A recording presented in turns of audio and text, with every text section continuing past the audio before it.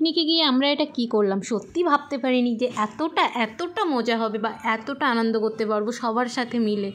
Friends, সকাল সকাল আমরা দমদম থেকে ট্রেন ধরে সবাই মিলে পৌঁছে গেলাম হালিশহর স্টেশনে। তো হালিশহর স্টেশন থেকে নেমে আমরা এবার 2 নম্বর প্ল্যাটফর্ম ধরে স্ট্যান্ডের কাছে এসে দাঁড়িয়েছি, কারণ এখনও অনেক ফ্রেন্ডসরা আসেনি, তো তারা আসছে, তাদের জন্য আমরা ওয়েট করলাম।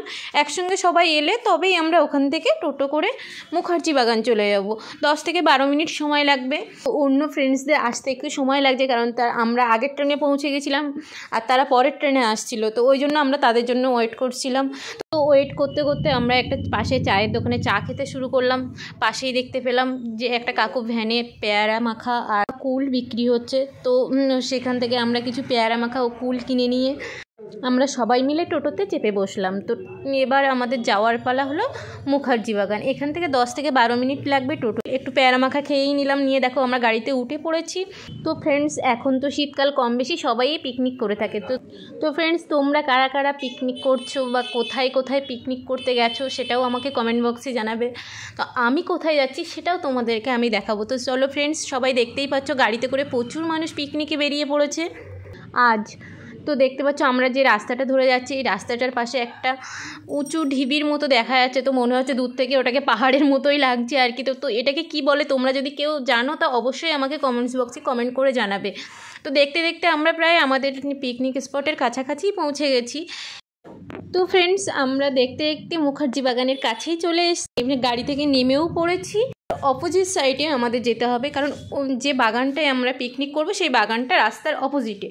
তো রাস্তাটা ক্রস করে আমরা চলেও এলাম মুখার্জি বাগানের গেটের সামনে। দেখতেই পাচ্ছ আমরা গেট দিয়ে, ছোট্ট একটা গেট দিয়ে ঢুকছি। বড় গেটটা খোলা নেই যদিও, ছোট গেটটা দিয়ে আমরা ঢুকে পড়লাম বাগানটার ভিতরে। গেট দিয়ে আমরা সবাই এন্ট্রি করলাম। এন্ট্রি করে দেখতে পাচ্ছ প্রথমে সুন্দর একটি নারকেল গাছ, গাছগুলো খুব সুন্দরভাবে সাজানো।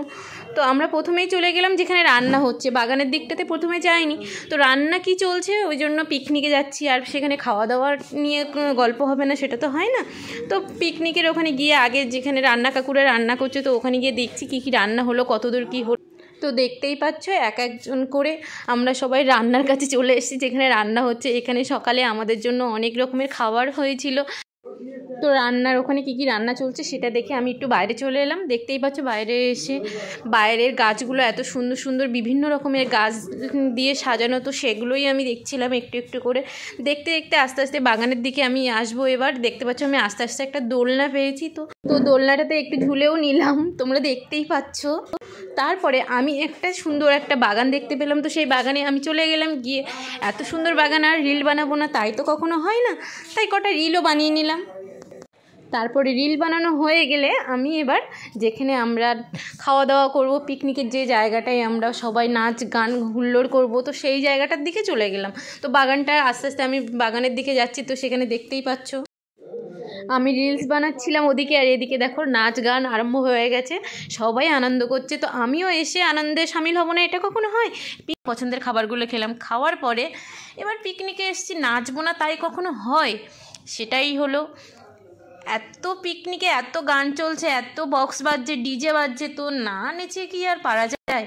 যতই হোক নাচ বলে কথা, বক্স চালালে কে বা দাঁড়িয়ে থাকে? আমার পা তো দাঁড়িয়েই থাকে না। তোমাদের কি হয় তোমরা অবশ্যই জানিও। বক্স চলবে আর নাচবে না, এটা কোনোদিন হতেই পারে না।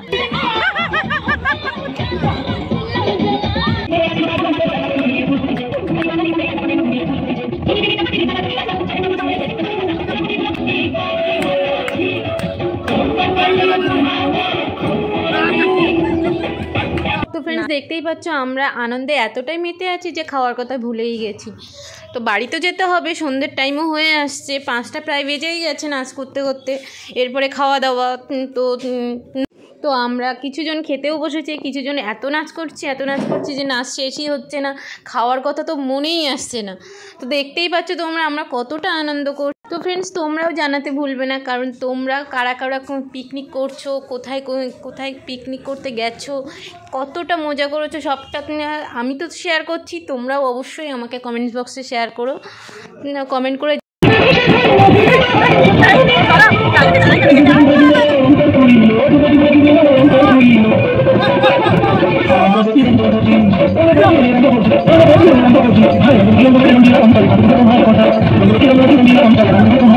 Thank you.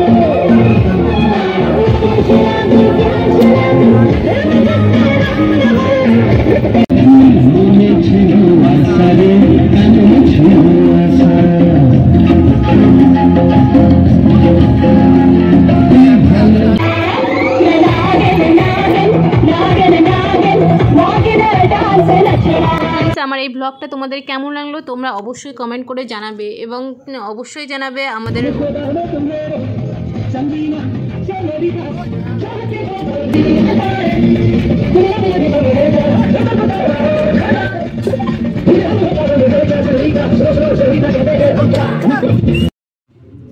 তো তোমরা দেখতে পাচ্ছ আমরা সবাই খুব মজা করছি পিকনিকে।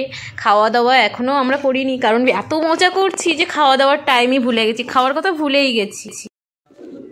দেখতে পাচ্ছ ফ্রেন্ড, আমরা এতটাই আনন্দে মেতে রয়েছি যে কখন বেলা 5টা বেজে গেল বুঝতেই পারলাম না।